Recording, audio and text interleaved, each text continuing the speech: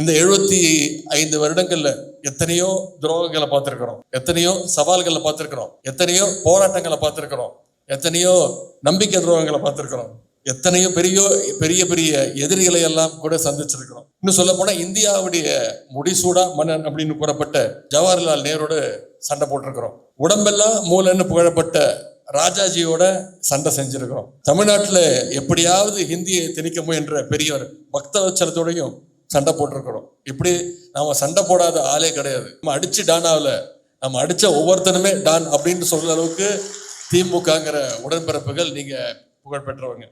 இப்படிப்பட்ட வரலாறு கொண்ட திராவிட முன்னேற்ற கழகத்திற்கு இன்னைக்கு தமிழ்நாட்டு அரசியல் களத்துக்கு இன்றைக்கு தகுதியான எதிரிகளே இல்லை அப்படின்னு சொல்லலாம். நம்முடைய தலைவருக்கு நிகரான இன்னொரு தலைவர் இன்னைக்கு களத்திலே இல்லை, அரசியல் களத்திலே இல்லை, தமிழ்நாட்டிலே இல்லை. இன்னும் சொல்ல போனா இந்தியாவிலேயே காலரை விட்டு தூக்கி விட்டு தைரியமா சொல்லலாம். இன்னைக்கு இந்தியாவிலேயே ஒன்றிய பாஜக அரசை கேள்வி கேட்கிற, நம்முடைய மாநில உரிமைகளுக்கு எப்பெல்லாம் பிரச்சனை வருதோ அதையெல்லாம் தட்டி கேட்கிற ஒரே தலைவர், துணிச்சலோடு கேட்கக்கூடிய தலைவர், அனைத்து முதலமைச்சர்களுக்கும் ஒரு வழிகாட்டியாக, ஒரு எக்ஸாம்பிளாக, ரோல் மாடலாக இருக்கக்கூடிய தலைவர்னா இப்ப நம்முடைய தலைவர் தான். அப்படிப்பட்ட தலைவர் உருவாகினதுக்கு காரணம் இங்க வந்திருக்கக்கூடிய தொண்டர்கள். நீங்க இன்னைக்கு நம்முடைய இயக்கத்தை யாராலும் அசைக்க இல்லை, தொட்டு கூட பார்க்க முடியாது அப்படின்னு நம்ம தைரியமா சொல்றோம்னா அதற்கு காரணம் இங்க வந்திருக்கக்கூடிய நம்முடைய தலைவர் கலைஞருடைய உடன்பிறப்புகள் நீங்க தான். ஏன்னா நீங்க இல்லாம திராவிட முன்னேற்ற கழகம் கிடையாது, நீங்க இல்லாம கலைஞர் கிடையாது, நீங்க இல்லாம இன்னைக்கு நம்முடைய தலைவர் கிடையாது, நீங்க இல்லாம திராவிட மாடல் அரசும் கிடையாது. இன்னைக்கு எதிர்கட்சி என்ன நிலைமையில இருக்குன்னு உங்களுக்கு தெரியும். இன்னைக்கு அதிமுகவும் பாஜகவும் மீண்டும் ஒண்ணு சேர்ந்து வராங்க. உங்க மைண்ட் வாய்ஸ் மட்டும் இல்ல, ஒட்டுமொத்த தமிழ்நாடு மைண்ட் வாய்ஸும் நம்ம அத்தனை பேருக்கும் தெரியும். என்னன்னா இன்னைக்கு அதிமுகவுல அத்தனை அணிகள் இருக்கு, திமுகவுல கிட்டத்தட்ட 25 அணிகள் இருக்கு. இளைஞர் அணி, மகளிர் அணி, மாணவர் அணி, வழக்கறிஞர் அணி, எத்தனையோ அணிகள் இருக்கு. ஆனா அதை விட அதிகமா இன்னைக்கு அதிமுகவுல அணிகள் இருக்கு. ஓபிஎஸ் அணி, டிடிவி அணி, சசிகலா அணி, தீபா அணி, தீபா டிரைவர் அணி, செங்கோட்டையன் அணி, பல அணிகள் இருக்கு. கேள்விப்பட்டிருப்பீங்க. சாத்தூர்ல கூட இப்போ 2 அணியா, ஒன்னு திரு ராஜேந்திர பாலாஜி அணி, இன்னொன்னு திரு ராஜாவர்மன் அணின்னு 2 அணி இருக்கு. சமீபத்துல கூட நான் நகைச்சுவையா சொன்னேன், திமுக காரனுக்கும் அதிமுக காரனுக்கும் மிகப்பெரிய வித்தியாசம் இருக்கு இப்ப அப்படின்னு. என்னன்னு கேட்டாங்கல்ல, நீங்க உதாரணத்துக்கு எடுத்துக்கோங்க, வேற வேற மாவட்டத்தை சேர்ந்த இல்ல ஒரே மாவட்டத்தில் இருக்கக்கூடிய வேற வேற பகுதியை சேர்ந்த உடன்பிறப்புகள், கழக உடன்பிறப்புகள், திமுக காரர் ரொம்ப நாள் கழிச்சு ஒருத்தர் பார்த்துக்கிறாங்கன்னா என்ன பேசிப்பாங்க? என்னப்பா நல்லா இருக்கியா, கடைசியா அன்னைக்கு பார்த்து ரொம்ப நாள் ஆச்சோட பார்த்து வீட்டுல நல்லா இருக்காங்களா, பசங்க நல்லா இருக்கா, படிக்கிறாங்களா, தலைவரோட அறிக்கை பார்த்தியா, பொதுக்கூட்டத்துக்கு போனியா? இதுதான் திமுகவுடைய உடன்பிறப்புகள். இப்ப சமீபத்துல கரூர்ல நீங்க சில பேரை பார்த்திருப்பீங்க, உங்களுடைய பழைய நண்பர்களை பார்த்திருப்பீங்க. இதுதான் நீங்க பேசியிருப்பீங்க. ஊர்ல இருந்து எப்ப எதுல வந்த, திருப்பி எப்ப ஊருக்கு போற, சாப்பிட்டியா, இதுதான் நீங்க பேசுவீங்க. ஆனா இதே அதிமுக காரன் எடுத்துக்கோங்க, 2 பேர் ரொம்ப நாள் கழிச்சு சந்திச்சான்னா அவங்க 2 பேரும் என்ன பேசிப்பாங்க? பேசிக்கவே மாட்டாங்க. 2 பேரும் திரு மொழிப்பாடுங்க. இவன் எந்த அணியா இருப்பான், இவன் கிட்ட நம்ம பேசலாமா வேணாமா, இவன் போன வாரம் வரைக்கும் அந்த அணியில இருந்தான், இன்னைக்கு புதுசா 2 அணி உருவாயிருக்கு, இவன் எப்போ ஏன் காலை வாரி விடுவான், அந்த மாதிரி நிலைமையில தான் இன்னைக்கு அதிமுக இருக்கு. ஒவ்வொரு நாளும் ஒவ்வொரு அணி. இப்ப கடைசியா திரு செங்கோட்டையன் அணி உருவாகி இருக்கு. 2 நாளுக்கு முன்பு ஜெயலட்சுமின்னு ஒரு பொண்ணு வந்திருக்கு. அந்த பொண்ணு அமித்ஷா வரைக்கும் போய் பார்த்துட்டு வருது. அமித்ஷா பாருங்க எவ்வளவு பிஸி பாருங்க. அந்த பொண்ணு ஜெயலட்சுமி சொல்லுது, அவதான் ஜெயலலிதா அம்மா தான் என்னுடைய உண்மையான அம்மா, நான் தான் உண்மையான வாரிசு, இனிமே அதிமுக ஏன் கண்ட்ரோல் அப்படின்னு. இதையெல்லாம் பத்திரிகையாளர்கள் திரு எடப்பாடி பழனிசாமி அவர்கள் எதிர்கட்சி தலைவர் போய் கேட்டா அவர் என்ன திரும்ப சொல்றாரு, இதெல்லாம் தலைமை முடிவு செய்யுங்க, என் கண்ட்ரோல்ல இல்லைங்க அப்படின்ட்டாரு. அவரே சொல்லிட்டாரு. சமீபத்தில் நீங்க பார்த்திருப்பீங்க, செங்கோட்டையன் அவர்கள் ஹரித்வார் போறேன்னு சொல்லிட்டு போய் அமித்ஷாவை பார்த்துட்டு வந்தாரு. திரு எடப்பாடி பழனிசாமி அவர்கள் டெல்லி போறேன்னு சொல்லி எப்பவும் போற மாதிரி தான் 4 கார் மாறி திருட்டுத்தனமா, அவருக்கு கார் மாறுறதும் கால் மாறுறதும் ஒன்றும் புதுசு கிடையாது. வெளில வரும்போது மாட்டிக்கிட்டாரு பிரஸ்ல, அது தெரியக்கூடாதுன்னு கர்ச்சிஃபால மூஞ்ச மூடிட்டு வந்துட்டாரு. உள்துறை அமைச்சரை தானே பார்க்க போனீங்க, வேற யாரையும் பார்க்க போனீங்களா? அமித்ஷாவை பார்க்கறதுன்னு அவ்வளோ கேவலமா? வெளில வந்தோடனே பத்திரிகைக்காரங்க அதை பிடிச்சிட்டாங்க. அவர் மாதிரியா இருக்கு, கர்ச்சிஃபை மூடிட்டு போறாரு அப்படின்னு போட்டு செய்தித்தாள்கள், தொலைக்காட்சிகள்லாம் பிரேக்கிங் நியூஸ்.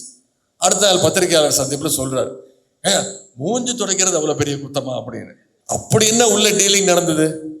நீங்க மூஞ்சி துடைக்கிற அளவுக்கு போனது ஒரு கிட்டத்தட்ட ஒரு 10-15 கோடி ரூபாய் மதிப்புள்ள ஒரு கார். அதுல பயங்கரமா இருக்கும், ஏசி மாதிரி ஃபிளைட் மாதிரி இருக்கும் அந்த வண்டி. அதுலயே அவருக்கு வேர்த்திருக்குன்னா அப்ப உள்ள என்ன பேசியிருப்பாங்க? இந்த வைகை புயல் வடிவேல் ஒரு படத்துல சொல்லுவாரு, அந்த பேக்கரி டீலிங் கிட்டத்தட்ட அதுதான் நடந்திருக்கு. எடப்பாடி பழனிசாமி சொன்னாலும் சொல்லுவாரு, அந்த டீலிங் எனக்கு ரொம்ப பிடிச்சிருந்துச்சு அப்படின்னு சொன்னாலும் சொல்லுவார். ஏன்னா இப்படிப்பட்ட நிலைமையில இன்னைக்கு அதிமுக இருக்கு. எடப்பாடி பழனிசாமி அவர்கள் நடந்துகிட்டு இருக்கிறார். நான் சொன்ன 3 மாதங்களுக்கு முன்பு பிரச்சாரத்தை ஆரம்பிச்சார். பிரச்சாரத்தை ஆரம்பிக்கும் பொழுது பஸ்ல நிறைய கூட்டம் இருந்தது. இப்போ பிரச்சாரம் பாதி தூரம் முடிச்சிட்டாரு. ஒவ்வொரு நாளும் கூட்டம் குறைஞ்சிக்கிட்டே போகுது. பிரச்சாரத்தை முடிக்கும் போது எனக்கு தெரிஞ்சு அவரும் டிரைவர் மட்டும்தான் தனியா வருவாங்க. அதே மாதிரி இப்போ எங்க போனாலும் ஆம்புலன்ஸை பார்த்தா அவருக்கு கோவம் வருது. ஆம்புலன்ஸை பார்த்தா மட்டும் இல்லை, ஆம்புலன்ஸ் சத்தத்தை கேட்டாலே அவர் கோவம் வர்றாரு. யாராவது ஒரு தலைவர் பார்த்துருக்கீங்களா? ஒரு கட்சி தலைவருக்கு இது அழகா, ஒரு முன்னாள் முதலமைச்சர். நாம பொதுமக்கள் தலைவர்களாக இருக்கட்டும், நம்முடைய இயக்கத்துடைய தலைவர்களாக இருக்கட்டும், பொதுமக்கள் சாதாரண தொண்டனாக இருக்கட்டும், நம்ம தெருவில் நின்றுருந்தோம் என்ன பண்ணுவோம்? ஒரு ஆம்புலன்ஸ் வருதுன்னா முதல்ல அதுக்கு வழி விட்டு போங்கப்பா அப்படின்னு சொல்லுவோம். இதுதான் மனுஷனுடைய தன்மை. ஆனா ஒரு எதிர்கட்சி தலைவர், ஒரு முன்னாள் முதலமைச்சர் பண்ணுவாரா? ஒரு தலைவர் இதை பண்ணுவாரா? ஒரு மனுஷன் இதை பண்ணுவானா? அந்த ஆம்புலன்ஸ் நிப்பாட்டு, உள்ள யார் இருக்கான்னு பாரு, அந்த டிரைவர் நம்பரை வாங்கு. அதன் பிறகு அடுத்த நாளே மன்னிப்பு கேட்டார். அதன் பிறகு என் மேலேயே கோச்சிக்கிட்டார். நான் அவரை மிரட்டிட்டேன், விரைவில் அவர் ஆம்புலன்ஸை ஏற்ற போறேன் அப்படின்னு நான் சொன்னதாக அவர் புரிஞ்சுக்கிட்டார். நான் அப்படி சொல்லவே இல்லை. நான் என்ன சொன்னேன்னா, திரு எடப்பாடி பழனிசாமி அவர்களே, பொதுமக்களுக்கு இடையூறு செய்றீங்க, பொதுமக்கள் பயன்படுத்துகின்ற அந்த ஆம்புலன்ஸ் வண்டியை நிப்பாட்டுறீங்க, அந்த டிரைவரை கூப்பிட்டு அடிக்கிறீங்க, அவனோட ஃபோன் நம்பர் வாங்குறீங்க, மிரட்டுறீங்க. விரைவில் உங்களுடைய இயக்கம் அதிமுகவே ஆம்புலன்ஸ்ல ஏற்ற வேண்டிய நிலைமையை பாஜக ஏற்படுத்த போகுது அப்படின்னு சொன்னேன். அதையும் சொல்லி இன்னொன்னு சொன்னேன், அப்பவும் உங்களை காப்பாத்துறதுக்கு எங்களுடைய முதலமைச்சர் தான் உங்களுக்கு வருவாரு. அது பிறகு திருப்பி கோச்சிக்கிட்டாரு. திரு எடப்பாடி பழனிசாமி அவர்களுக்கு வேலையே என் மேல கோவப்படுறது தான். இப்போ என்ன சொன்னாரு, உதயநிதிக்கு என் மேல பயங்கர வன்மம், காழ்ப்புணர்ச்சியில் பேசுறாரு அப்படின்னு. அதன் பிறகு நான் சொன்னேன், தயவு செய்து தவறான இடத்துல நான் பேசல. எங்களை பொறுத்த வரைக்கும் நீங்க இன்னும் 100 ஆண்டுகள் வாழணும், இன்னும் நீங்க 100 ஆண்டுகள் நல்ல மன வளத்தோடு உடல் வலிமையோடு நீங்கள் வாழணும். நீங்க தான் அதிமுகவுக்கு நிரந்தர பொதுச் செயலாளராக இருக்கணும். உங்களை தவிர வேற ஆளே கிடையாது, உங்களை விட தகுதியான ஆள் அங்க யாருமே கிடையாது. அப்படி இருந்தீங்கன்னா தமிழ்நாட்டு மக்களுக்கு நல்லது, எங்களுக்கும் வேலை சுலபமா இருக்கும். சிரிச்சிடாதீங்க, நான் உண்மையாக தான் பேசுறேன். கழக வேட்பாளர்களுக்கு வாய்ப்பு வழங்க வேண்டும் அப்படின்னு ஒரு கோரிக்கை வச்சிருக்கிறார். இதை நான் நிச்சயம் தலைவர்கிட்ட சொல்றேன். ஆனா ஒண்ணு மட்டும் மனசுல வச்சுக்கோங்க, நம்முடைய கூட்டணி மதச்சார்பற்ற முற்போக்கு கூட்டணி. தலைவர் 2018 இந்த கூட்டணி ஃபார்ம் ஆச்சு, உங்களுக்கு தெரியும். அதன் பிறகு 2019 2024 வரைக்கும் நம்முடைய தலைவருக்கு மட்டும்தான் அந்த பெருமை. முத்தமிழர் கலைஞர் அவர்களுக்கு ஒரு பெருமை இருக்கு. இந்தியாவில் உலகத்திலேயே எந்த தலைவரும் கிடையாது. நின்ற தேர்தல் அனைத்திலையும் வென்றது ஒரே தலைவர் நம்முடைய கலைஞர் அவர்கள். அனைத்து சட்டமன்ற தொகுதியிலும் தேர்தலையும் ஜெயிச்சவர். அதே மாதிரி நம்முடைய கழக தலைவருக்கு ஒரு பெருமை உண்டு. தான் தலைவராக பொறுப்பேற்ற பின்பு அவர் சந்தித்த அத்தனை தேர்தலையும் வெற்றி பெற்ற ஒரே தலைவர் நம்முடைய தலைவர் அவர்கள். அதற்கு மிக மிக முக்கியமான காரணம் தலைவர் அமைச்சிருக்கக்கூடிய அந்த கூட்டணி தான்.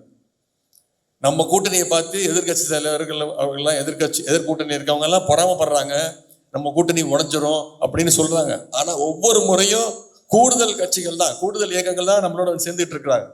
அந்த அளவுக்கு நம்முடைய தலைவர் அவர்கள் ஒருங்கிணைச்சு அத்தனை பேருக்கும் அவங்களுக்கு தகுதியான அந்த மரியாதையை கொடுத்து அரவணைச்சு செல்பவர் நம்முடைய தலைவர் அவர்கள். கூட்டணி பேசு வார்த்தை நடக்கும் போதே நீங்க எடுத்து பாருங்க, தொலைக்காட்சியில் நீங்க பார்த்திருப்பீங்க. திமுக அணி நம்முடைய தலைவர் கூட்டணி பேச்சுவார்த்தையை அறிவாலயத்தில் கூட்டுவார். முதல்ல ஒரு குழு அமைப்பாரு, மூத்த தலைவர்கள்லாம் இருப்பாங்க, அந்த கூட்டணி கட்சியிலேருந்து தலைவர்கள் வருவாங்க, அவங்க பேசுவாங்க. கடைசியா முடிக்கும் போது தலைவர் கை குலுக்கி அறிவாலயத்துல அனைத்தும் வெளிப்படையா நடக்கும். ஆனா இதே எதிர்கட்சி கூட்டணி அதிமுக கூட்டணி எங்க கூட்டணி பேச்சுவார்த்தை நடக்கும் பாத்தீங்கன்னா, ஏதாவது ஒரு 5 ஸ்டார் ஹோட்டல் நடத்துவாங்க. ஏன்னா அது பிசினஸ் டீலிங். நம்முடைய கூட்டணி கொள்கை கூட்டணி. அதனால தான் நாம இத்தனை தேர்தலையும் மக்களுடைய நம்பிக்கையை பெற்று நாம வெற்றி பெற்றிருக்கிறோம். நிச்சயமா உங்களுடைய கோரிக்கையை நான் தலைவர்கிட்ட சொல்லுவேன். நான் உங்ககிட்ட சொல்வது 234 தொகுதியும் தலைவர் அவர்கள் அறிவிப்பாங்க. நல்ல வேட்பாளர்கள் உங்க இடத்துல ஒப்படைப்பாங்க.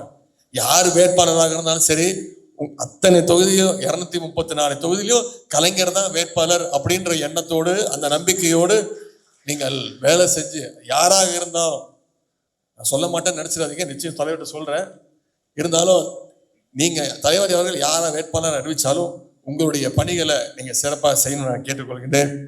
அதே மாதிரி தெருமுனை கூட்டங்கள் அதிகம் நடத்த வேண்டும்னு சாத்தூர் ஒன்றியத்தை சேர்ந்த கணேசன் அவர்கள் கோரிக்கை வச்சிருக்கிறார். நிச்சயம் நல்ல கோரிக்கை தான். இளைஞரணியின் சார்பாக இன்னைக்கு புதிய நிர்வாகிகள் அறிவிக்கப்பட்டு ஒவ்வொரு ஒன்றியத்திலையும் தெருமுனை பிரச்சார கூட்டங்கள் நடத்தியிருக்கிறோம். கிட்டத்தட்ட 1500 கூட்டங்கள் நடத்தியிருக்கிறோம். இப்போ தலைவர் 45 நாட்களுக்கு முன்பு அந்த ஓரணியில் தமிழ்நாடு அந்த முன்னெடுப்பை நடத்தினாரு. அது ஒரு வாய்ப்பு. நம்முடைய கழக நிர்வாகிகள் உடன்பிறப்புகள்லாம் இன்னைக்கு ஒவ்வொரு வீடா ஏறி இறங்கியிருக்கோம். நேரடியா மக்களை போய் சந்திச்சிருக்கிறோம்.